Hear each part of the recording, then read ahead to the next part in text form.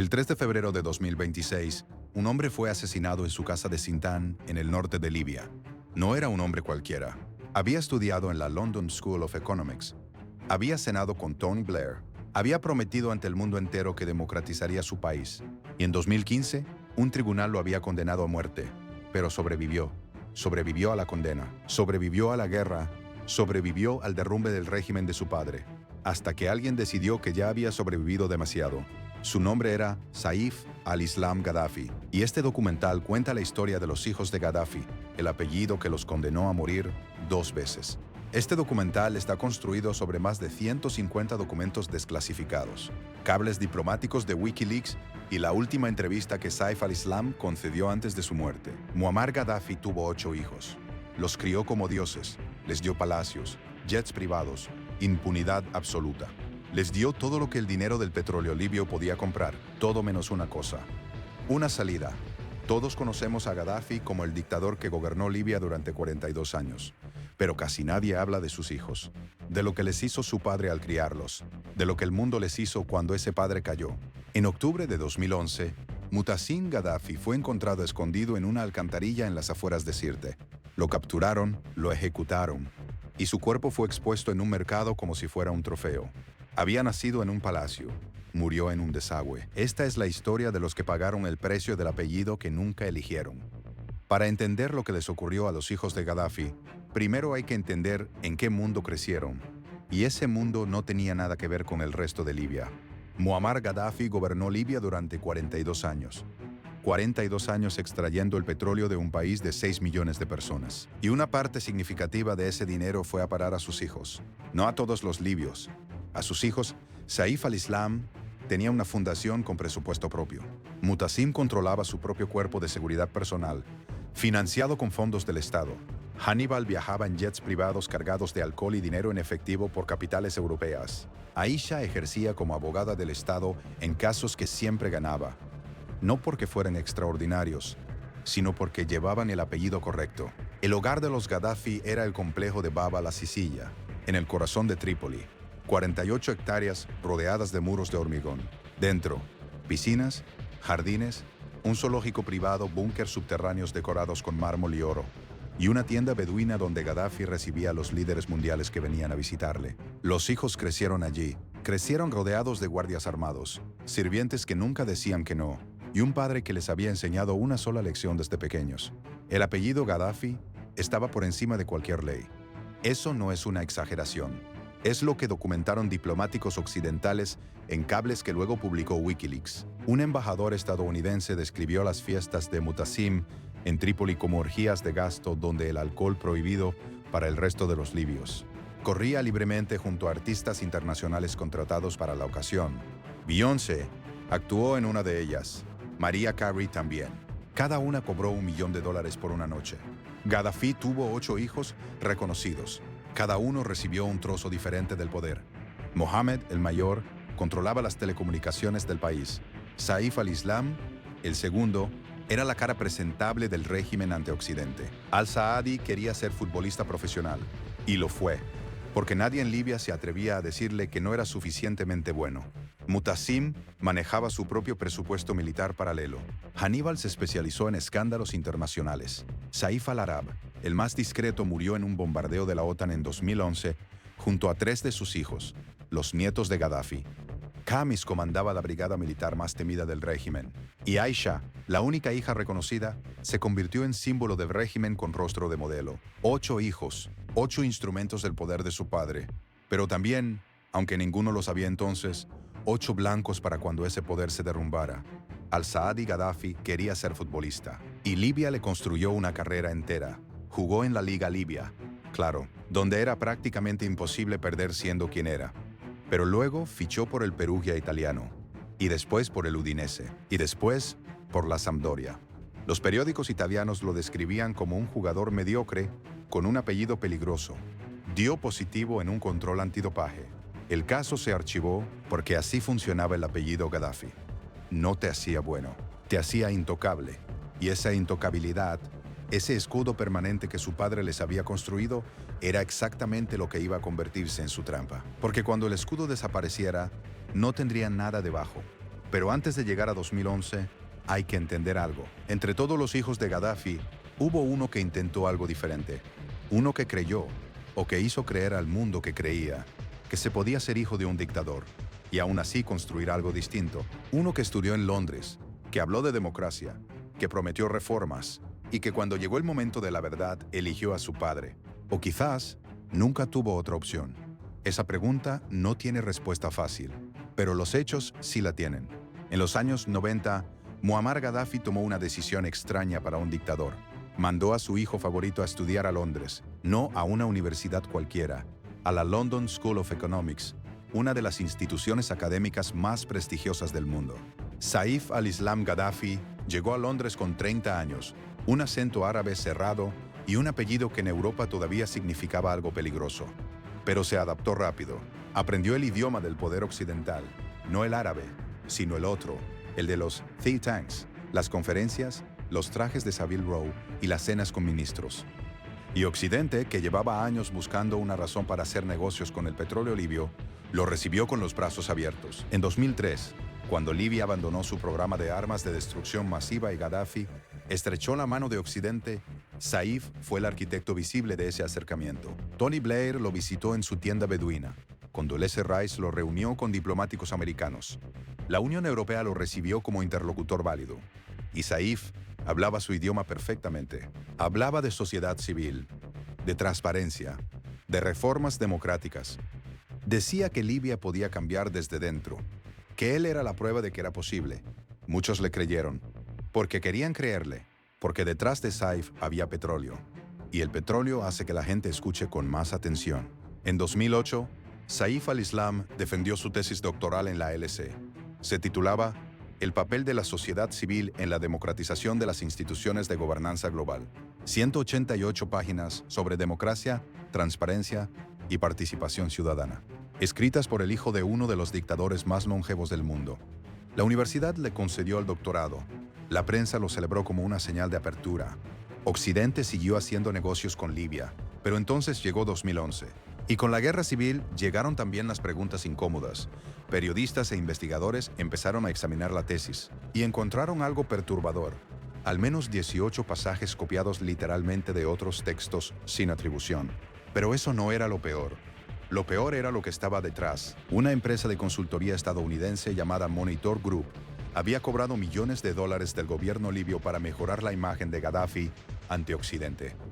Y parte de ese trabajo había consistido en ayudar a Saif con su tesis, con más de 100 entrevistas, con redacción, con edición. La tesis sobre democracia del hijo del dictador había sido comprada. Como todo lo demás, la LSE abrió una investigación formal.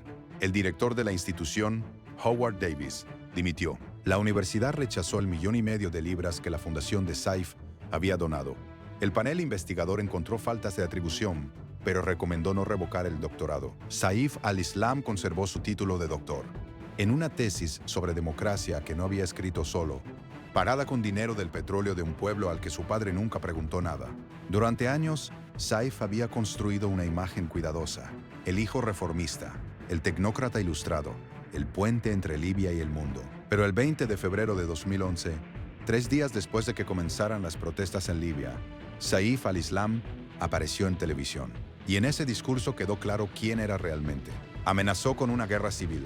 Dijo que los manifestantes eran agentes extranjeros y borrachos. Prometió que su familia lucharía hasta el último hombre, hasta la última mujer, hasta la última bala. El hombre que había cenado con Blair y había hablado de sociedad civil ante las cámaras de la BBC, estaba amenazando de muerte a su propio pueblo.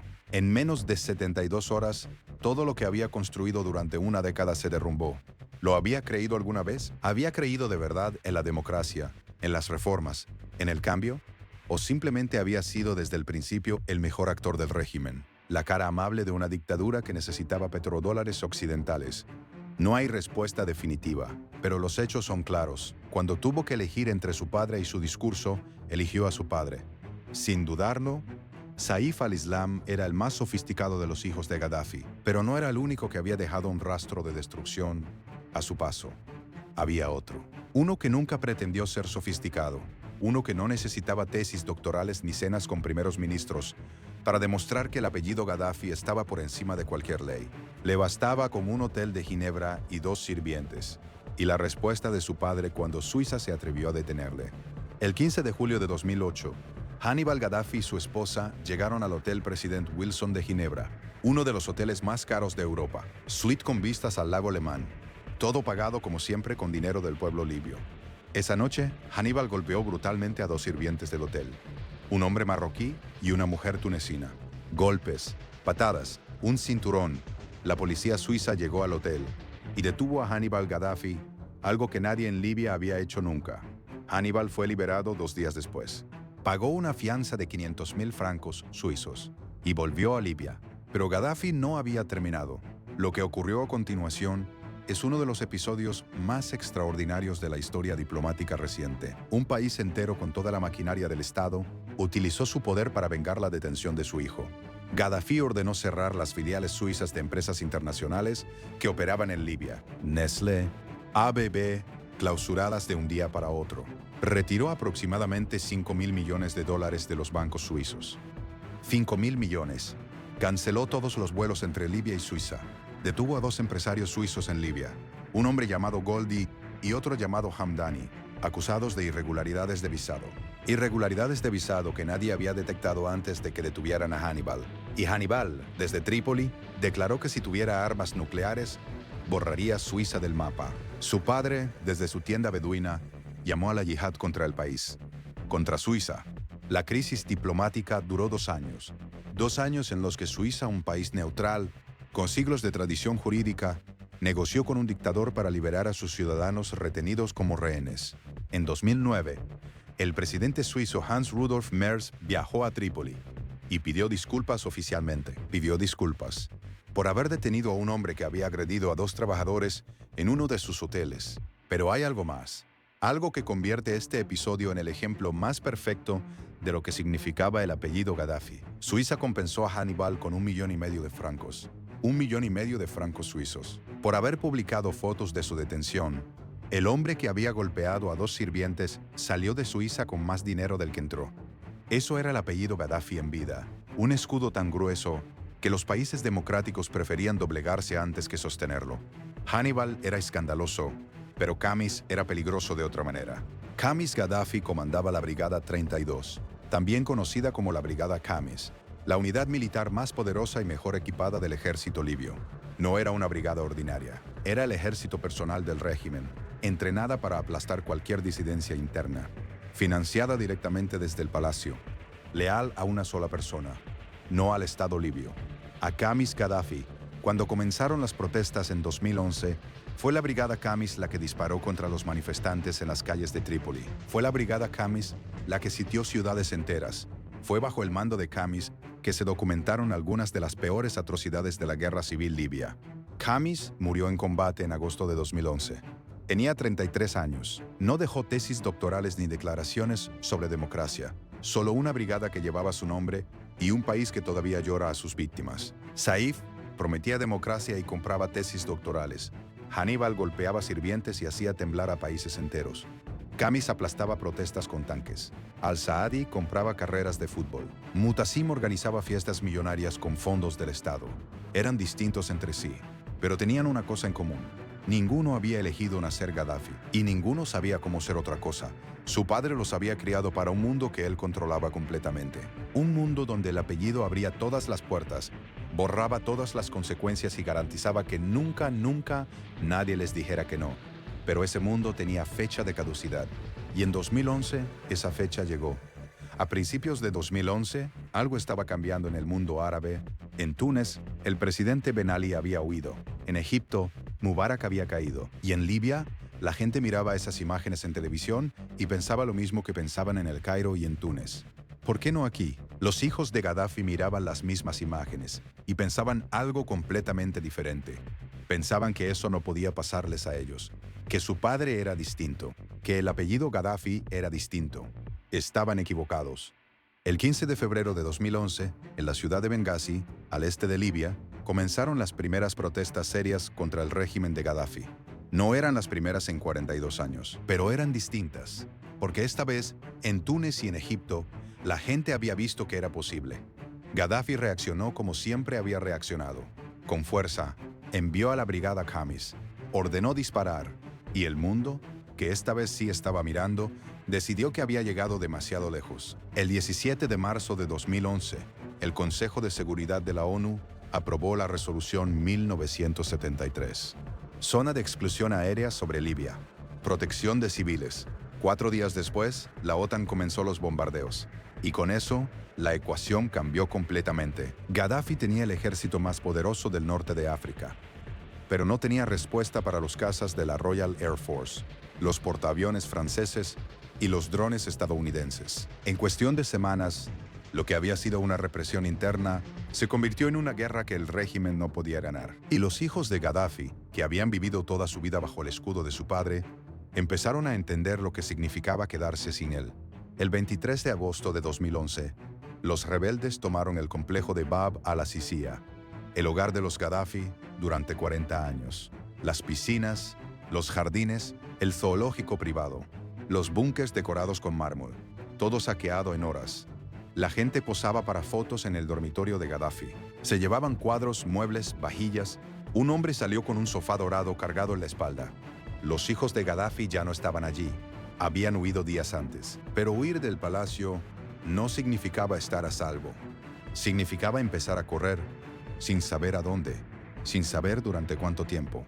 Gaddafi huyó a su ciudad natal, Sirte.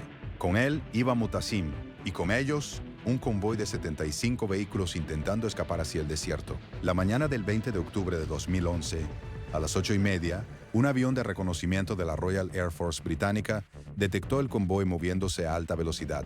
Los pilotos habían interceptado una llamada telefónica que Gaddafi había cometido el error de hacer. La OTAN bombardeó el convoy.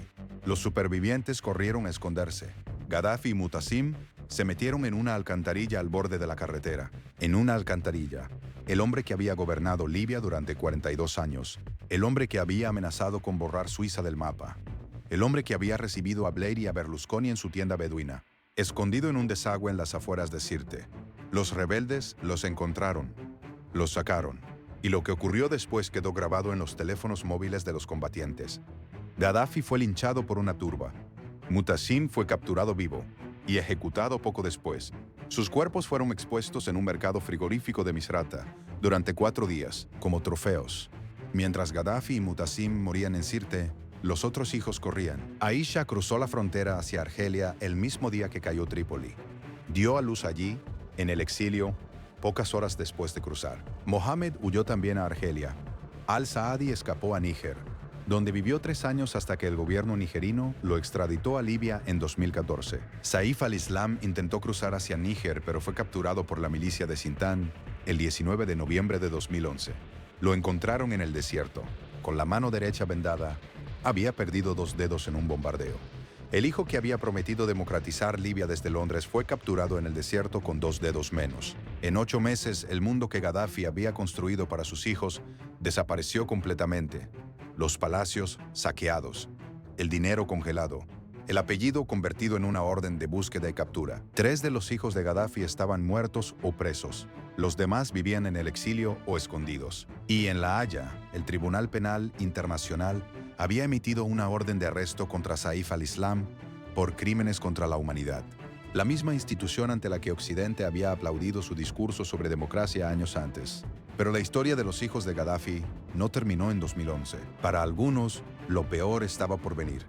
Y para uno en particular, el que había sobrevivido a todo, la historia todavía no ha terminado del todo. Aunque sí terminó, el 3 de febrero de 2026. Cuando el polvo de 2011 se asentó, los hijos de Gaddafi estaban desperdigados por el mundo, algunos en el exilio, algunos muertos, y el apellido que durante décadas había sido un pasaporte al poder se había convertido en algo completamente diferente, en una sentencia. Esta es la historia de lo que le ocurrió a cada uno. En diciembre de 2015, Hannibal Gaddafi recibió una llamada. Alguien quería entrevistarle. Un periodista, decían. Viajó desde Siria hacia el Líbano, y al cruzar la frontera, hombres armados lo secuestraron. Lo llevaron al valle de Bekaa y empezaron a hacerle preguntas sobre algo que había ocurrido en 1978, 37 años antes, cuando Hannibal tenía 2 años. En 1978, el imán chiita libanés Musa al-Sadr había desaparecido durante una visita a Libia. Nadie supo nunca con certeza qué le había ocurrido, pero muchos creían que Gaddafi lo había mandado matar. Y décadas después, alguien decidió que Hannibal, que tenía 2 años cuando ocurrió, sabía algo, o que su sufrimiento era suficiente compensación por el de otros. Las fuerzas libanesas lo liberaron del secuestro y lo arrestaron inmediatamente. Lo acusaron de ocultar información sobre la desaparición de al-Sadr y lo mantuvieron detenido sin juicio durante 10 años. 10 años. Sin condena, sin juicio formal. Human Rights Watch lo calificó de detención arbitraria. El hombre que había hecho temblar a Suiza entera. El hombre cuyo padre había retirado $5.000 millones de bancos europeos para vengarle. Pasó una década en una celda en Beirut, sin que nadie moviera un dedo. Fue liberado en noviembre de 2025, tras pagar una fianza reducida. Se mudó a Sudáfrica. El apellido Gaddafi, que en 2008 había paralizado la diplomacia europea, ya no protegía a nadie. Aisha Gaddafi vive en el exilio en Omán. Dio a luz en Argelia horas después de cruzar la frontera en 2011. Su hijo lleva el nombre de su abuelo. Mohamed vive también en el exilio. Al-Saadi fue extraditado desde Níger a Libia en 2014, detenido durante años y finalmente liberado. Intentó rehacer su vida. El apellido lo seguía a todas partes.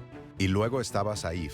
Saif al-Islam Gaddafi fue capturado en noviembre de 2011 por la milicia de Sintan. En 2015, un tribunal libio lo condenó a muerte in absentia por crímenes de guerra.